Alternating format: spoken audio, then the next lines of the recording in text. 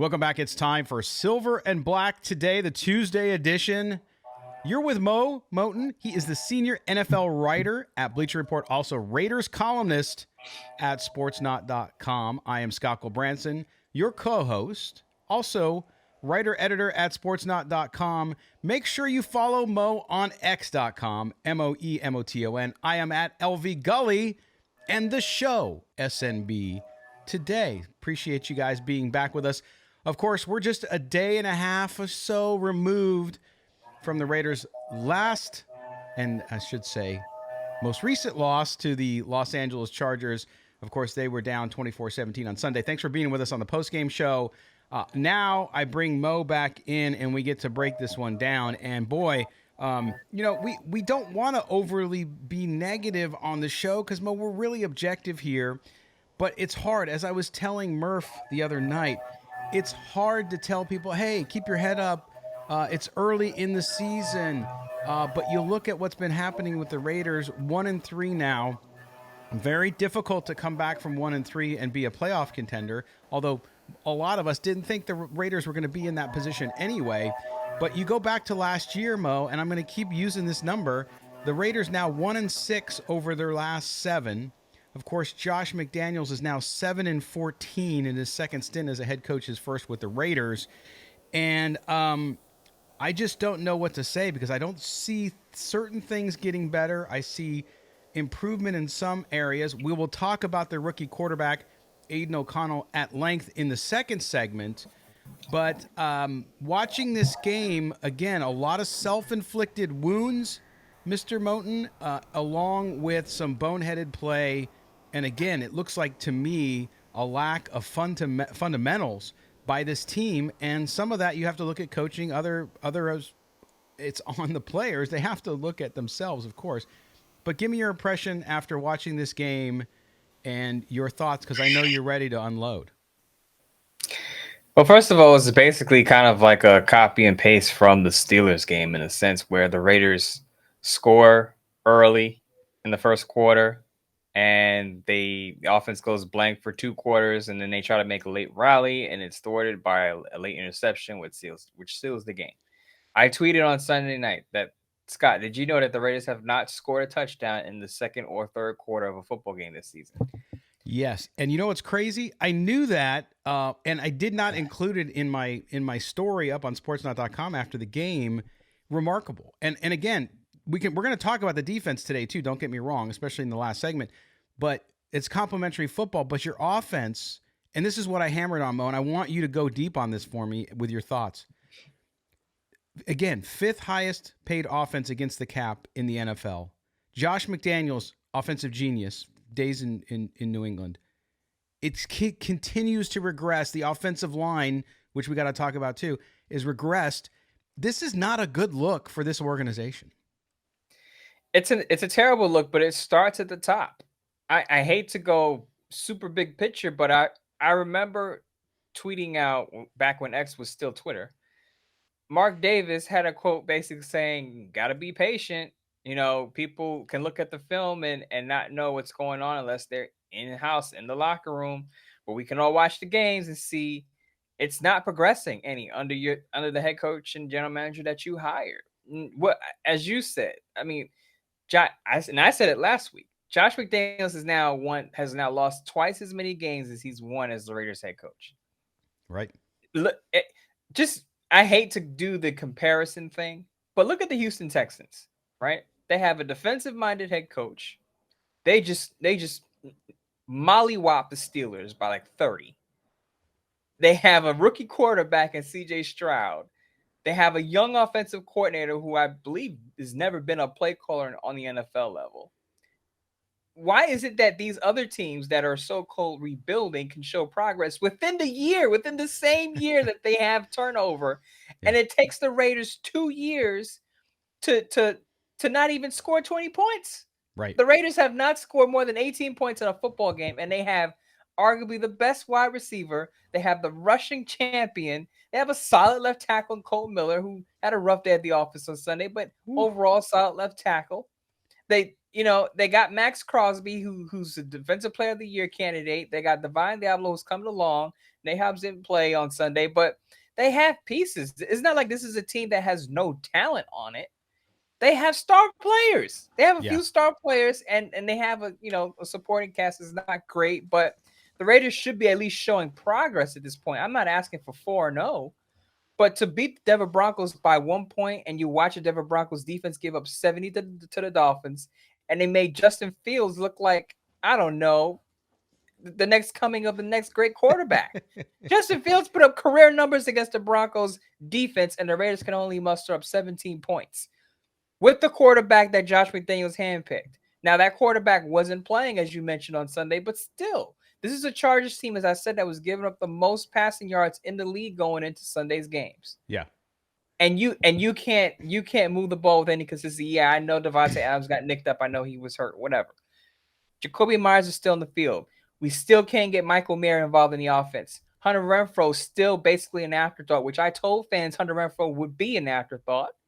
But it was his time to kind of step up with Devontae Adams being nicked up a part of the game, and still no progress on that end. So you got an offensive-minded head coach who's not scoring enough points and not using his weapons to the best of his ability, not optimizing his talent. There's a big problem there in the starts. Mark Davis has to come down on something.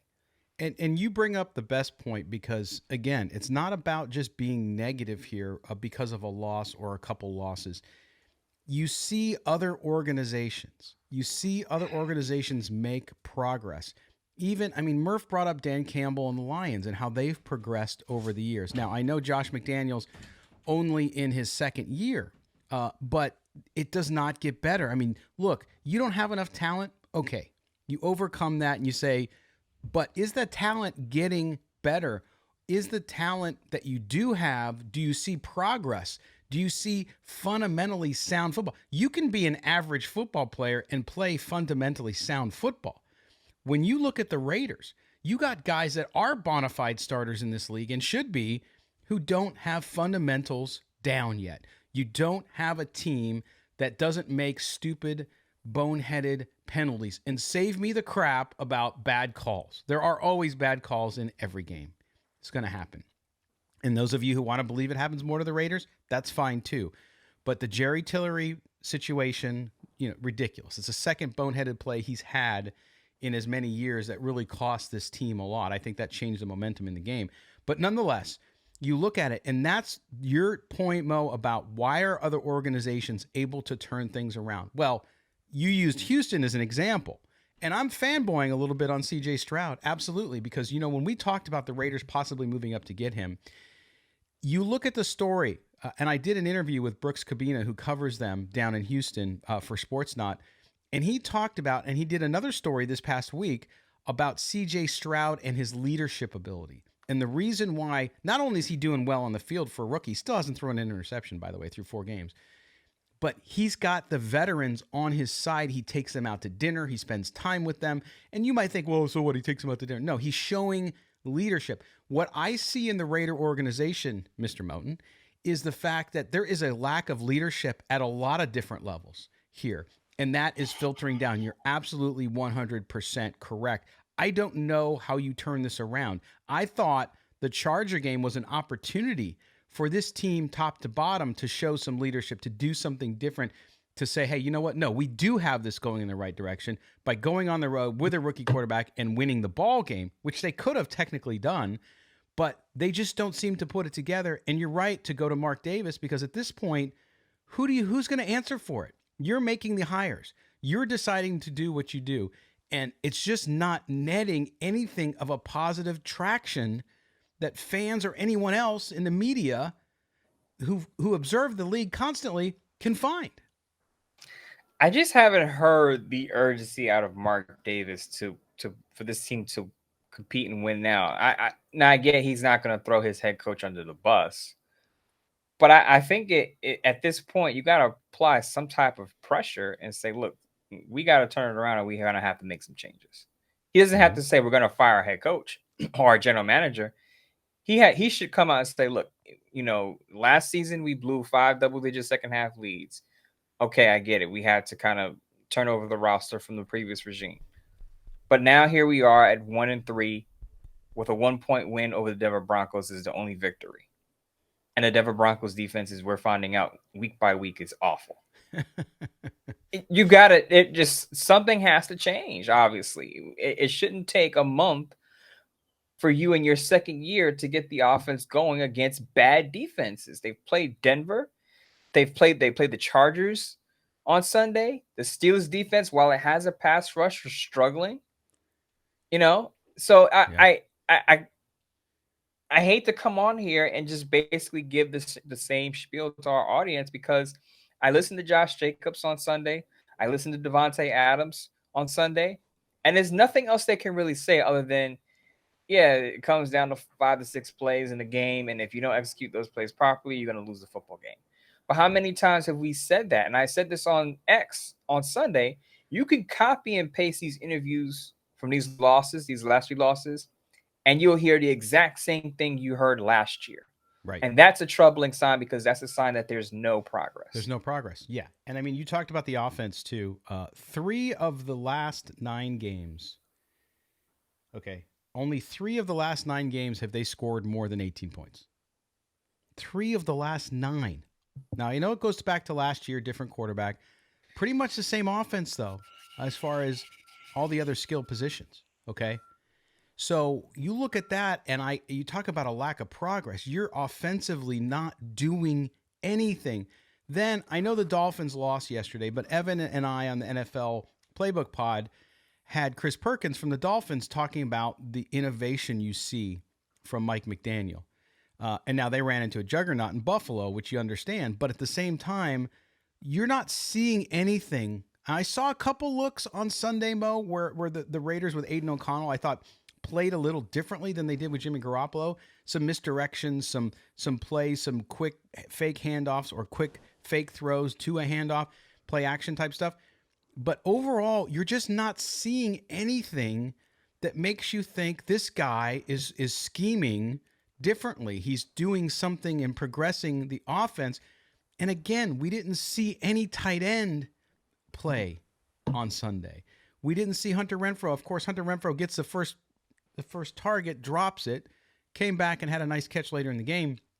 But he's so rarely used. And I just don't understand decision making. And I saw somebody yesterday who said that it doesn't appear that Josh McDaniels is very different from the guy who was in Denver. Now, the off-the-field stuff, the locker room stuff, from all the indications we have, not lost the locker room yet, but it's not trending in the right direction. I'll put it that way. But fundamentally, mentally, this team is a mess. It just is. I'm not saying there isn't good play happening, but you're right. It has to go all the way to the top, but it has to start with the coach on the field. And you just don't feel confident when they take the field outside of those first scripted drives that they can get anything done. I don't understand how you have year 2 in the same system with Devontae Adams, Josh Jacobs, and all of these playmakers around him. You brought in Jacoby Myers, Hunter Renfrow's a holdover. And you can only score 1 touchdown in the first quarter. And then, as I tweeted, you go into the twilight zone for the second and third quarters. Right. And then you reemerge in the fourth quarter when you're down 2 to 3 scores and try to make a late rally, and it's too late. Yeah.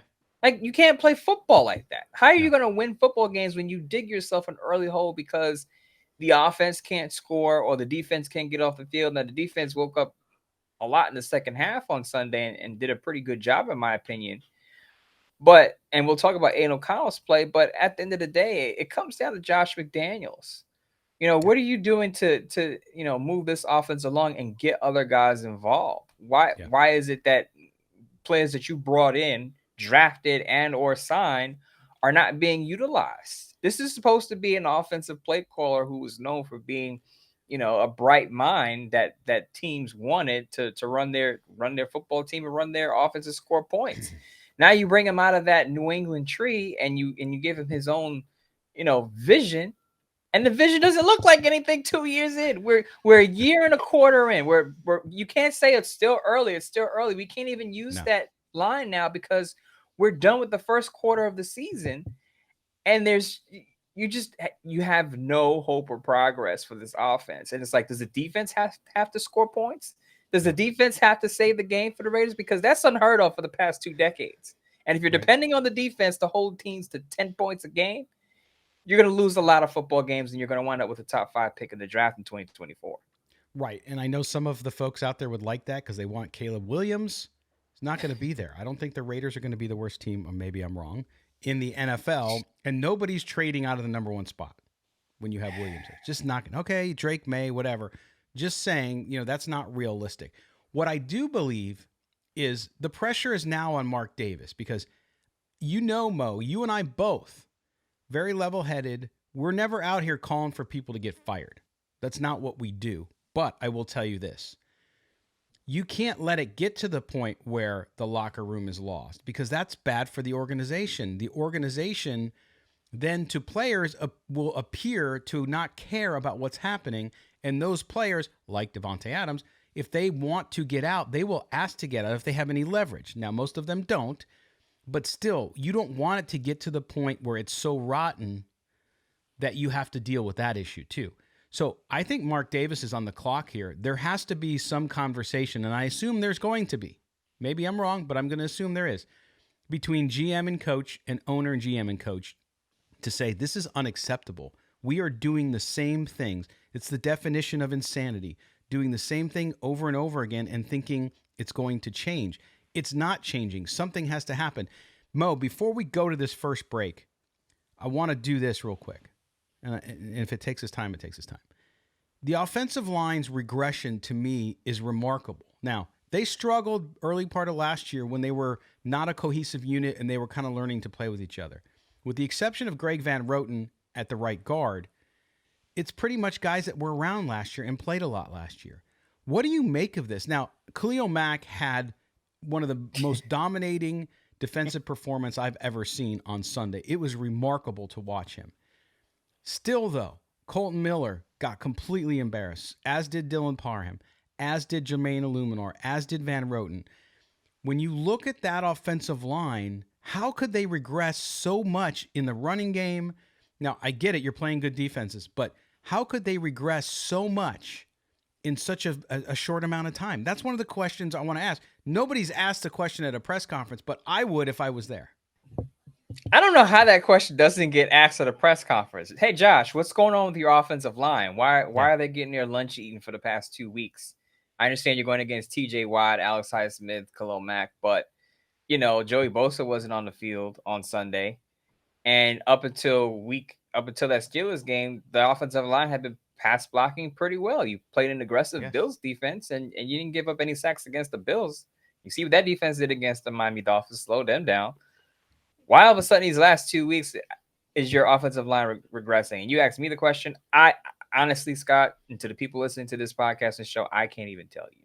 Right. I can't even tell. The guys are just they're just losing their battles one-on-one. That's it. And they're just losing one-on-one. They're just losing it in the trenches. And we saw it with Colton Miller. We saw it with Jermaine Illuminor on Sunday. Khalil Mack. My only thing is, and I'm not taking any heat off of the offensive line, but if you see Khalil Mack wrecking the football game, give your offensive lineman help. Throw another offensive lineman out there. Go max protection. Give him a chip, something. Give that offensive lineman some help because obviously he can't handle Khalil Mack. To me, that's on Josh McDaniels. At that point, after the first, really quick, after the first 2 or 3 sacks, I'm giving that guy a lot of help. Well, and that's what I wondered in the post-game press conference.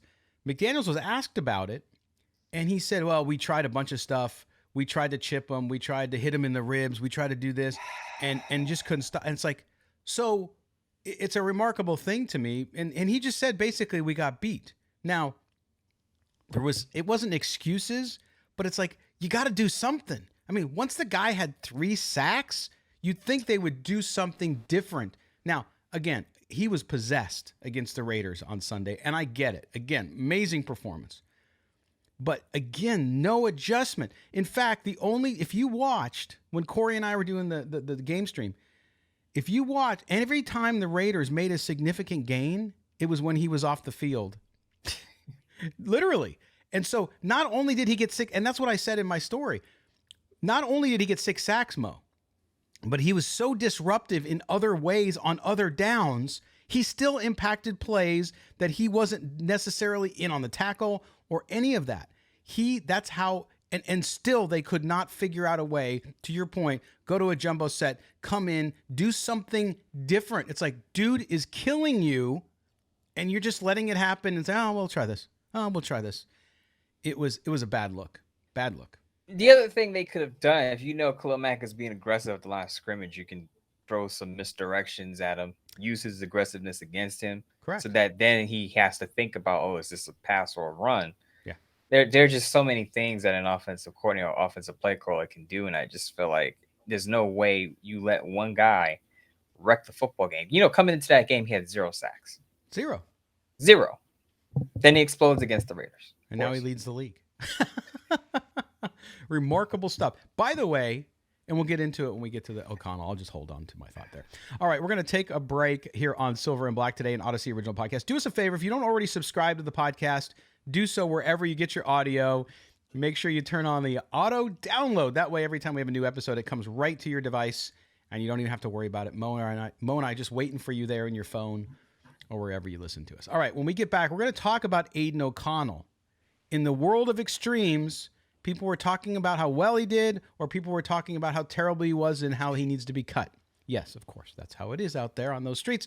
We'll talk about that when we come back here on Silver and Black today. Don't go anywhere.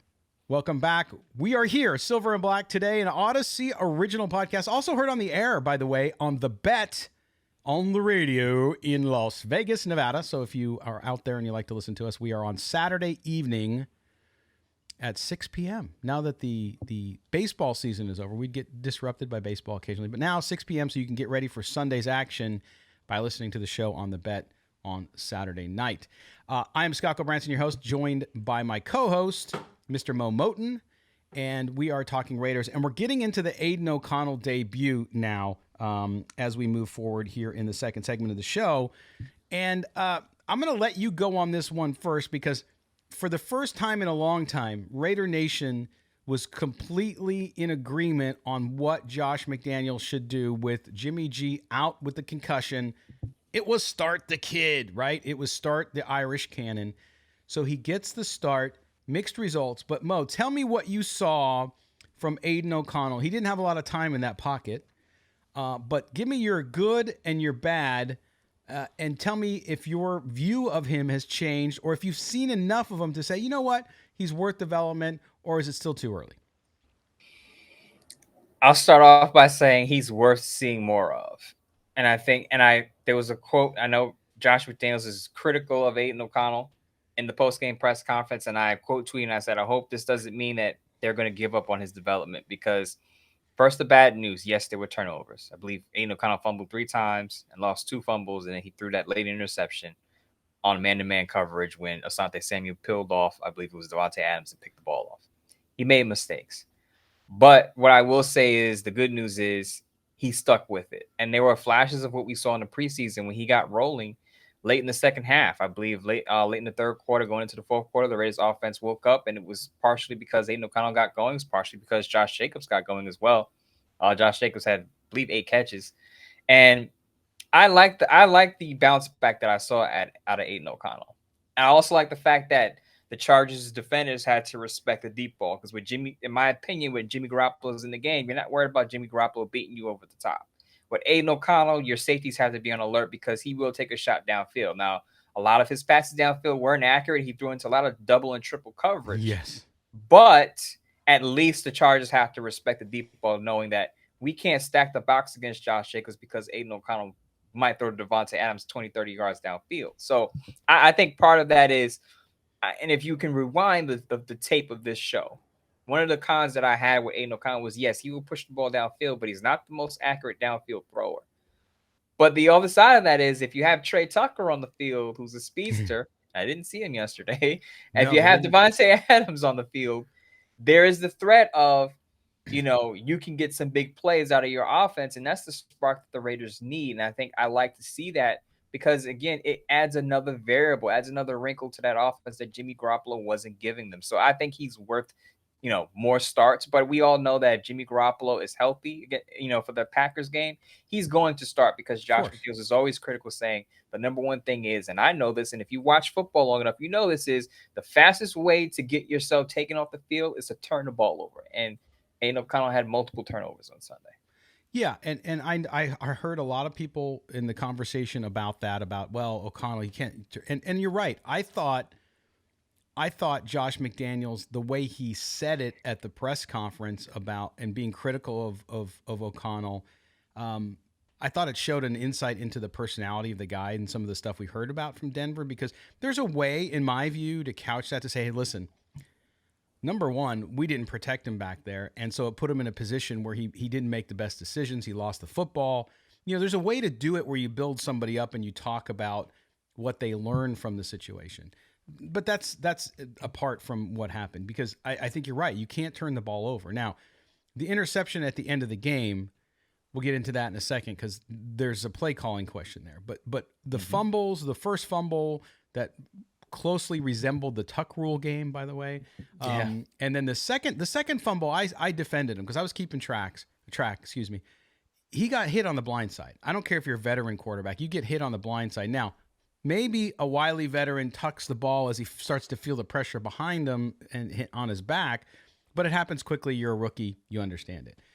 But I do think that, especially when you saw that first drive, which, by the way, I didn't know this until I was doing the story after the game.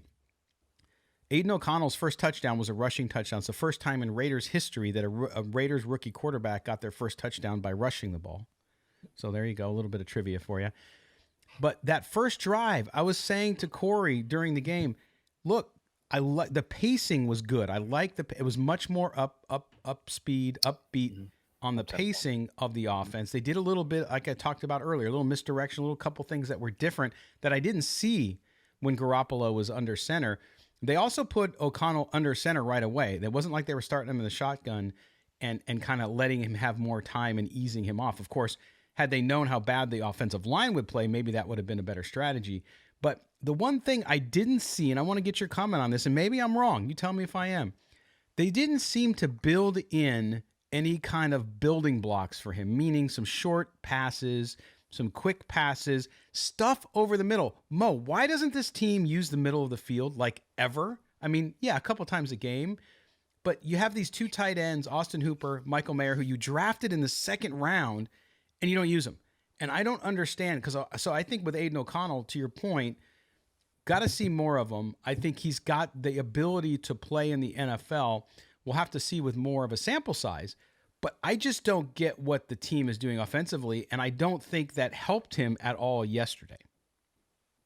I don't understand why you go up to draft Michael Mayer and you're just not going to use him. Right. I think that's one of the biggest mysteries to me. You drafted two offensive skill players in the second and third rounds in Michael Mayer and Trey Tucker, and you don't even use them. You kept Hunter Renfrow on a fully guaranteed contract, and you don't even use him. Now, Aidan O'Connell did check down a number of times to Josh McDaniels, so he had his safety blanket in a sense. But look, people want to say play calling was the major issue. I'll say number one, if you're a quarterback and you know that you're getting hammered, Aidan O'Connell took 7 sacks, you have to have your head on the swivel and know, like, okay, I got to protect the football. Yes. That's on Aidan O'Connell. The other thing is if you're an offensive play call and you see your quarterback getting hammered, to your words, you got to help him out, and you have to call the game. I want to say reactionary, but you have to call the game based on the flow of it. What's happening with my offensive line? How well is my offensive line playing? It's not playing very well. In fact, it's awful. Let me help my rookie quarterback, and I'm sure we'll get to the play call that led to an interception. And a lot of people don't want to blame Aidan on that. And he took, as a mature rookie, he took ownership. He said, we ran that look at practice and I have to execute better. And he's right about that. He's right. But the other side of that is the Raiders were 3 yards from the goal line. It's first down. It's first and goal. You're at the Chargers 3-yard line. Run the football. Hand it off to Josh Jacobs. You want to be aggressive. This is my thing with Josh McDaniels. I don't think he understands when to be aggressive and when to not be aggressive. Great point. We criticized him last week We criticized him last week for not being aggressive enough and kicking that field goal down 8, right? Now he's at the 3-yard line. The And he's over aggressive. 3-yard line, and Right. Josh Jacobs had just started to get rolling a little bit. I know he only averaged 3.4 yards per carry, but if you remember, I believe the drive before he scored a touchdown after Josh McDaniels did not challenge the touchdown that was for Devontae Adams. Don't get me started. Look, I gamble a little bit. I had Devontae Adams for the anytime TD, right? Yeah. And I'm thinking, they replayed it. It's a touchdown. I don't understand why the Raiders were hurrying to the offensive line to run a play. I understand time is of the essence because you're down, but at that point, if there's even a possibility that that's a score, you take a look at it. Who's helping Josh McDaniels look at these plays from above, saying you got to challenge that, but that's besides the point. But go back to my play on that run, on that should have been run. That was a pass for Aidan O'Connell. It's 1st and goal. You're at the 3-yard line. Run the football. Get it, at worst, you get closer. You come within a yard or two, and you run another play, but you don't throw it aggressively on 1st down when you're in a 3-yard line. And Mo, it's 1st down, and you have almost 3 minutes left in the game, right? To something exactly. So what are you in a hurry for? Number one, and why are you getting aggressive? It's not like it's 3rd down and you've been stuffed on 2 straight runs. Okay, again, this Chargers defense, which was awful against the run, and by the way, susceptible to long passes and passing, which the Raiders couldn't take advantage of either. And so you look at that, and again, I go back to what we talked a lot about last year. Josh McDaniels is an awful game manager, not only from a play calling perspective, but awful game manager. To your point about the Devontae, I was crazy with the Devontae Adams thing because I'm like, how do you not have a coach buzzing you in your ear saying, "Coach, touchdown, touchdown! You got to throw the flag, No, doesn't do it. Now they scored the touchdown. Had they not scored that touchdown, I was almost ready to say that was a fireable offense because honestly, I mean, am I wrong? Because it was brutal, and it's like, wait a minute. I don't know football as good as Josh McDaniels, clearly, right? He's coached a long time. But it's bad management. He also mismanaged the clock the entire second half. They're down by 2 scores, and they're coming up to the line like they're on the beach in Cancun or something. It's like, where's the urgency, Mo? Hey, you're 7-14, dude. Where's your urgency to win? Where's your urgency to tell your team this crap can't happen anymore? And then you throw a rookie quarterback into it, and then after the game, it's his fault for not protecting the ball. Again, he made a lot of mistakes, no question. I'm not making excuses for the quarterback because he deserves the criticisms. But the management of the game, to your point, especially at the end of the game offensively, is beyond, I'm going back to my term from last year, it's coaching malpractice. And it continues to the point we made in the first segment, which is you're getting the same result 21 games in. Why would you think it's going to change? Then you throw a quarter, and this is where I worry because you have a young quarterback, and I don't know what Aidan O'Connell can be. We don't have enough yet. We don't understand yet enough. I want to see more and see what he can do because he seems like he has the makeup to be a quarterback in the NFL and some of the talent clearly. But I don't know if this team, I mean, what's Josh McDaniels going to do to develop this kid? I don't know. And so that's what concerns me about his future development. Of course, 24, 39, 238 yards, the 1 interception. He actually had he had 70 yards more passing than Justin Herbert. Justin Herbert didn't have to pass that much because they always had the ball on the Raiders' side of the field. But overall, okay performance. But I just think that it's an example of, yes, they get credit for drafting the kid, but I just hope he doesn't get run into the ground because this coach doesn't know how to manage the team. The biggest indictment on Josh McDaniels is not only his management of the game, but the management of his personnel. Let's go back to last year. Remember what I was saying last year? He didn't figure out until midway through the season that, maybe if you hand the ball to Josh Jacobs 20 times, you'll win some football games. It took him a month to figure that out, right? It's taken him now a month to figure out how to use the weapons that he's brought in Trey Tucker, Michael Mayer. He still doesn't know how to use Hunter Renfrow. He doesn't know when to kick it or when to go for it.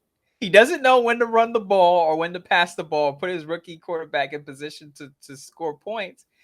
So his management is completely out of whack. He doesn't optimize the talent that he has, and he doesn't necessarily put his quarterbacks in the best position to succeed. And we saw that with Aidan O'Connell again. I went full Richard Sherman on Sunday night. And I'm thinking, okay, 1st and 3, Josh Jacobs just scored a touchdown on the previous drive when it should have been a Devontae Adams touchdown anyway. But Josh Jacobs just got into the end zone. Okay, run the ball here. Maybe you score on a run, a handoff. If not, maybe you get a little bit closer. Maybe you can run another QB sneak, and Aidan O'Connell can get another rushing touchdown. He calls a pass play, has his rookie quarterback who's been rattled throughout the game, been making mistakes. As I said, while he wasn't intercepted before that, he had some throws that should have been intercepted. Yes. So knowing this and knowing the offensive line, the way it's playing, just run the football. Yeah. Just run the football. See what happens if you run the football. Now, roll out to the right, man-to-man coverage. Aidan O'Connell makes a mistake. To his credit, he owned it, says I have to make a better read. But to me, you run the ball to take him out of that situation so he doesn't have to make that decision. Make the decision for him. He's a rookie quarterback making his debut after all. We know that. Yeah. So it's just mismanagement all around. I think you're absolutely right, Mo. Managing and knowing, it's like the game awareness. I think we all have, and maybe you do as well. We all have a friend who's a good friend, but they always lack that awareness. It's always like they can't read the room and they seem to say something and you're like, dude, what? Good people, good friends, but some people lack this awareness.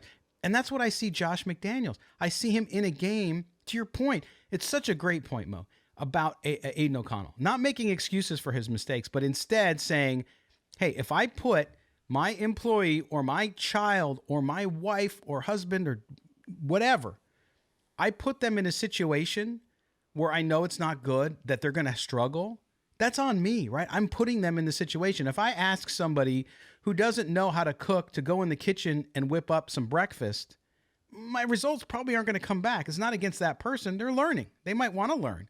But if you say, no, I need you to do it now, you're putting them in an unfair situation. So I do think that a lot of this is on the coach. I do think, going back to your original point in the last segment, this goes to the top. This organization, and look, Dave Ziegler's got a pass, but I don't know, because look, if I'm him, I'm telling my coach, I got you these guys. You're not used. Trey Tucker, I saw on 3 plays yesterday, was never targeted. And that was with Devontae Adams out of the game with the injury before he came back, by the way. So I see that, and I see nothing happening. So you have to look to the people who are making the decisions, because they're not making very good ones. Mo, before we go to the break, anything else on this subject? The one thing, really quick, thing I wanted to hear that I didn't hear that Josh McDaniels in that press conference while he was criticizing Aidan O'Connell was, he could have just said, look, I could have made, while Aidan O'Connell has to read that a lot better against man-to-man coverage, I could have made a better play call. Because I hear head coaches and play callers do that all the time, where they say, yeah, the player made a mistake, but I could have put him in a better position. I could have made a better play call there. And I didn't hear that from Josh McDaniels. It was like, well, Aidan O'Connell made a mistake. You never do, Mo. He will get up there and do what I see some players do all the time, which is just say, yeah, I got to do better. But that's a generic, I got to do better. It doesn't really mean it. You're saying it because you want to give the media what you think they want or what you think people want you to say. But you're right. There's a meaning behind it when you say, hey, listen, yeah, he needs to take care of the ball. Not a good read. He should have known we practice it. But at the same time, thinking back on it, I probably should have put him in a different position, especially on first down. That's all I wanted to hear from him. And he didn't even, not one iota of responsibility on that one. Tells you a lot. Okay, we're going to take a break before we come back for the final segment. We're going to talk a little about the defense, what we saw there, because I saw some improvement. So we're going to try to give you some positive nuggets here, too, to get you through to next Monday. Of course, you have an extra day, Raiders and the Packers on Monday Night Football. So we'll do that when we come back here. You're listening to Silver and Black today, an Odyssey original podcast with Mo and Scott. We're coming back right after these words. Welcome back, home stretch here on Silver and Black today, the Tuesday edition. Do us a favor. If you don't already subscribe to the podcast, please do so. Wherever you get your audio, just look for Silver and Black today, hit subscribe and put on the auto download. If you're watching us on YouTube, Thanks for the great chat, by the way, on Sunday night after the game. But also do us a favor, subscribe and hit the notifications bell there so that you can keep track and know whenever we have a new video up. Mo, the defense. I thought, man, they really set a nice tone to start this game against the Chargers. John Jenkins at the beginning, all over the place. Malcolm Kuntz, a guy you've talked a lot about over this last several weeks, really seems to have found kind of his game. They couldn't finish a lot. You know, we had some issues. Max Crosby, of course, with 2 sacks and did what Max Crosby does every game. But with the rest, that interior line, we needed to see more out of them against this Chargers team who didn't, frankly, have their best running back. Austin Eckler out for the 3rd week in a row, missing their starting center. Doesn't matter. You play who's in front of you. The Raiders front there, I saw a little more out of them. They need to finish. As I said, there were maybe 4 close plays where there should have been sacks. Malcolm Kuntz one time went in and had Justin Herbert, but didn't wrap him up. A couple times, actually, not just Kuntz, but also Divine Diablo, who had a nice game at linebacker. But I started to see a little bit of spark there. Again, nothing to write home about or to write a story about, but it seems as though there was a little more energy, a little more go get 'em in that defensive front, especially on the interior. Yeah, big shout out to Malcolm Kuntz. I said in the last show that one of the 3 things that I wanted to see more of, what does Mo want to see more of, and then Sports Not column, and that I wrote last week was Malcolm Kuntz, getting more snaps. As I know Tyree Wilson not making much of an impact, but I thought Malcolm Kuntz started to come along. He had the cover photo on that story, and I felt like he is still developing into a decent pass rusher opposite Max Crosby. So he stood out to me, definitely. You mentioned John Jenkins. You mentioned a lot of guys up front. It was good to see Nesta J. Severo, although he only had 1 tackle, finally get on the field because he didn't play a snap, until that point against the Chargers game. So I think with the defense, and I said this early in the offseason, I said the Raiders defense, I have a feeling the front 7 specifically is going to come along in the second half of the season. Once the rookies get their feet under them, once the new guys get used to and familiar with Patrick Graham's system, I felt like the defense, specifically the front of it, would start to come along and show signs of life. Now, I didn't anticipate Chandler Jones being released, but for what's going on with that defensive line, I think Malcolm Kuntz coming along is a big part of the improvement that could happen for that group going forward, because you need to put pressure on the passer on the Raiders up until they had some moments. And Justin Herbert didn't have a great day, as you mentioned early in the show, career low in passing yards and threw a pick. So there's some progress there. Trayvon Merrick had an interception that he would usually drop. So there's some grains of hope there, but continuity, and you had to start a little early. I will say early in the game, that defense was getting gashed early with some big plays, and they finally got it together. Yeah, they were giving up especially that first Charger drive. I think through the first 2 drives, they were giving up an average of 9 yards per play. You can't win in the NFL giving up 9 yards per play. You just can't. Mm-hmm. So they kind of battened down the hatches and got better there. Defensive backs, of course, they were without Nate Hobbs, and it showed. We saw Jacorian Bennett struggle again in this one. I'm not giving up on the kid, but, man, he had some rough moments. Marcus Peters, the wily veteran over there, too. I forgot, as I told you before we went on the air, I forgot how poorly Marcus Peters tackles. It's all arm tackles. And boy, the Chargers, I got to look up the stat maybe before the next show. The amount of yards after the catch yesterday or after the first hit was terrible. And this is where I go back to the fundamentals and coaching on both sides of the ball, which is if you're not tackling correctly, and you see it a lot in football, even college football. My Notre Dame Fighting Irish are probably the worst tackling team in the country on defense. But if you look at that in the NFL, and you look at the Raiders yesterday, there were so many times the Chargers got the ball. You cannot arm tackle Justin Herbert in the backfield. He's a big dude. Like it's not like you're trying to tackle Baker Mayfield. Okay, you're not going to bring him down by throwing him down by his shoulder pads. He's too big of a guy. We saw that. We saw it in the defensive backfield. We saw receivers. We saw running backs and the Raiders defense trying to tackle them up high. And this is what we're talking about when we talk about those fundamentals and discipline. And so yes, I agree with you. Defensive front, good to see a little spark. If they continue along this line, it'd be great to see what they can do to help this team. Although if you can't score, you're not going to win many games. So we'll see. What else did you see on this defense beside Kuntz? I thought Divine Diablo, again, progressing. Is he all the way there yet? No. But he's made some nice plays and almost had a sack. He kind of bumped chests with Justin Herbert, who then escaped. But very interesting stuff there. The linebacker unit, you see its deficiencies when it's overmatched. But overall, I think, look, remember, they kept the Chargers scoreless in the second half, Mo. Yeah, I was just going to say, let's not forget that they shut out the Chargers in the second half of that football game. So there is some progress there. Now, I know he gave up the last play in the game, which is kind of controversial because there was a push-off, in my opinion, but I won't cry about ref calls. Mm-hmm. But I think Jacorian Bennett had a pretty decent outing. I had to look at the game film again, but I felt like, again, as the game went on, he played a lot better. Now, people are going to say, yeah, he gave up that last play to Joshua Palmer, but based on the way things were called, again, I'm not crying about referees, but there were some inconsistencies. Sure. If you remember, Jacoby Myers was called for pass interference. He basically just extended his arm, got called for that. Keenan Allen threw down Amik Robertson, didn't get called for that. You saw the push off with Joshua Palmer on Jacorian Bennett on that last play, and that wasn't called. I don't have a problem with ref calls if they're consistent. If you're not going to call ticky-tack calls, don't call ticky-tack calls. But to call a ticky-tack call on Jacoby Myers and not call it late in the game, questionable. But I will say that outside of that big play, I think Jacorian Bennett is starting to come along. I'll give him some, some people may want to bench him because he was awful in coverage in the first 2 to 3 weeks. But I think he's starting to see the light bulb was starting to go on for him. And I think he's going to be a solid starter by the end of the year. I do too. Look, you don't expect a rookie coming out there, especially where he's drafted, and just light it up right away. He's going to have some adjustment. You're 4 games in, right? And there were a couple times he didn't have the help he was supposed to have help over there too. So you understand that. And like I said, I'm not giving up on the guy. I think he's going to be a very good cornerback in this league. It's just going to take a little bit of time for him to develop. By the way, you talked about the inconsistencies with the call on Jacoby Myers. Absolutely 100% correct.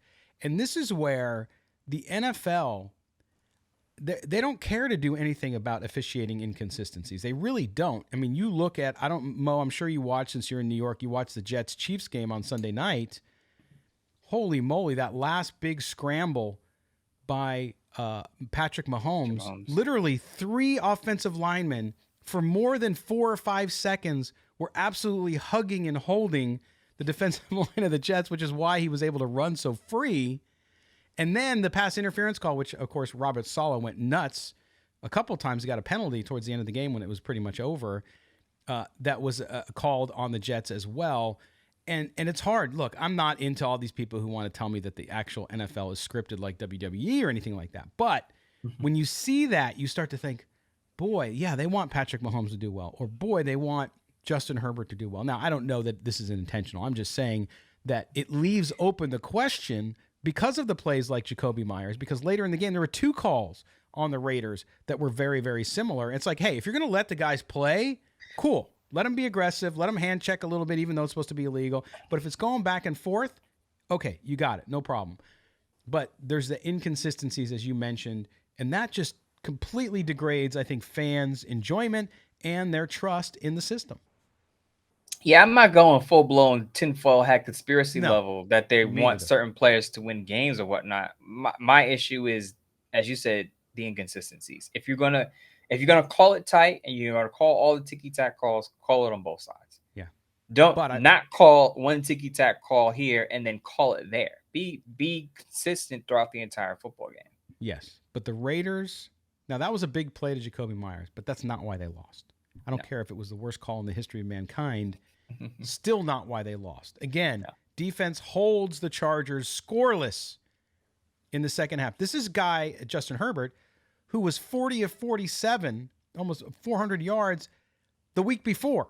So your defense did what they could do to help keep you in the game. That's why you saw Max Crosby on the sideline dejected. That shot of him, and I know it was only briefly because he came out and played an amazing game after that, but you saw his face. Incredible there. So the Raiders have, I think, to me, yes, you need more talent on the field, Mo, But they got organizational issues. This is an organizational issue, which is how you started off the show talking about it. And as we then now move into talking about next week's game, of course, which is a Monday night game, we'll get more into the matchup and what's happening with this roster over the next couple days. But organizationally, there needs to be some conversations. There needs to be some level setting, unless they already have it and we're just dumb to what's going on. They need to get better at all levels, and they need to, I think, impart on the roster the urgency. Josh Jacobs, after the game, said, I'm effing tired of losing. 4 or 5 plays a game, and it changes the game. I'm just tired of every game having 4 or 5 plays where I have to say the same thing every time. He's tired of it. Devontae Adams is tired of it. The question is the coach? Is he giving them the opportunity to improve? And if somebody's not, then don't play them. Look, you're 1-3. Things are going downhill fast. I think the Raiders need to learn a lot about their coach, and they need to learn a lot about some of those guys on the roster if they're the right people, because you got to start making decisions. Even though we're a quarter through the season, you got to start thinking about the future here, and it's coming really quick on you. It's sad to say, but I said this during the offseason. I think not that the Raiders didn't prioritize winning, but the way Mark Davis, some of his quotes preaching about patience and development, it seems like the Raiders felt like, okay, we're not a playoff contender this year, so we're just going to be focused on roster development anyway. Not that the wins don't matter, but if we don't win, we don't win as long as we get progress out of the young players that we have. And the problem is the young players that they have aren't being, we talked about it endlessly on this show. The young players that they have aren't being utilized. So you can't even check off the box of development, because where's Trey Tucker been? Where's Michael Mayer been? That's, as I said, Nesta J. Severa, in my opinion, should have been on the field weeks ago. Finally got on the field against the Chargers. So I don't know what to say, Scott, other than if we're saying the same things we said last year, same exact. We have to figure out who belongs. We have to figure out who's gonna hold down the fort and play hard even when the chips are down. Like, we did all of that last year. We went through that song and dance last year. It has to be better this year, and it hasn't been. And as I said, it starts up top. It starts with Mark Davis. I'm not saying he has to go out there and throw his head coach or anyone under the bus, but he has to say, look, we are going to make changes if this doesn't get better right away. And he has not said that. No. And you look at the situation and you just think, and I feel worse for the fans, right? Because the fans are the ones who have to live through it. We cover it. We cover the rest of the league too in our roles. Besides the Raiders. So we see what other organizations doing. You talked about Houston. You see what's happening in Detroit. You see other organizations, even like the Buccaneers, who lose the veteran quarterback, bring in a journeyman in Baker Mayfield, lots of questions, and they're 3-1. I mean, yes, they're in a bad division, but they played some solid teams so far. 3-1. Okay. So something is different. Something is not happening in Las Vegas, in that building, to turn the culture, to turn the attitude to winning. And so they're going to have to make a decision. I don't know. I had Murph ask me on Sunday night, if, at what point is Mark Davis going to have enough? And I can't answer that question. To your point, Mo, about the way they couched this season coming into it, made it seem like, well, you know what, it's going to be a rough season and we're just going to deal with it. So I don't know where it gets. Is it losing the locker room? Is it he gets embarrassed when they're 1-5 or whatever they end up being? I don't know what happens with Green Bay. Go ahead. Do we need to have another Rams Raiders 52-0 beatdown for Mark Davis to get his attention? Does it have to be that bad for for Mark Davis to finally put his foot down and show some fire, some urgency? Like, something's got to give. Like, what has to happen? How many close losses do the Raiders have to go through for Mark Davis to go, yeah, maybe I hired the wrong guys to do the job? Well, again, I'll bring it up, and I know people are going to make fun of me and say it's just because I don't like watching the product, but it's WNBA playoff season again, Mo. So we'll see. Remember last year, we talked about it on this show. He's kind of checked out, then he came back, and they had the locker room conversations. So there you go. I don't know. I don't know what he's going to do. It's his team, and he's certainly in charge. And I can't believe he was there watching the game, as he does all of them. I cannot believe that he's happy with what's going on. And if Dave Ziegler and Josh McDaniels say, oh, don't worry, we got it, then he's not looking at the full picture, and you have to look at the full picture here. All right. Well, there you go. Mo, it is now Tuesday. Let everybody know about what you got coming up with your Raiders Bleacher Report lives and what pieces they need to read from Mr. Moton. Bleacher Report live coming up Wednesday. We're going to spin it forward and talk Raiders Packers. Talk about some of the things that are going on with the roster. Talk about what Josh McDaniels is not doing right, which is a very long list, by the way. And then on the Sports Night, I'll leave that TBD. Usually drop that piece Thursday, but I'll talk about it Thursday morning, whatever it is, because I like to do things at the spur of the moment. So it might be some news during the week that I'll touch on, but we'll find out. We'll see. Absolutely. We will also be back here Thursday with a full show. I expect us to drop a Silver and Black Blitz tomorrow on Wednesday, so stay tuned for that one as well. And we got some guests lined up for Thursday to talk about Packers. Of course, different week this week because we don't have a Sunday game. We have a Monday night game. And but we'll get you prepared for that and get you run up to the Raiders versus the Packers. But we'll see what happens. All right, Mo. Well, hopefully we gave a little bit of therapy to Raider Nation out there. I just like to see some progress, and we've been very objective on the show as always, but things do not look good as far as leadership goes. We'll see if the guys on the field, Devontae Adams, amazing leader, and continues to step forward, as is Josh Jacobs. So if you're a Raiders fan, the three guys, him, Jacobs, Max Crosby, have to make you feel better. At least you can wake up each day knowing that those guys are wearing the silver and black. All right, Mo, I will talk to you on Thursday. Sounds good. All right. For our producer, Mike Robier, I am Scott Gulbransen. This has been Silver and Black Today, an Odyssey Original Podcast. Do us a favor, make sure you subscribe to the podcast, and we certainly appreciate your support as always. Take care, Raider Nation, and we will talk to you again on Thursday.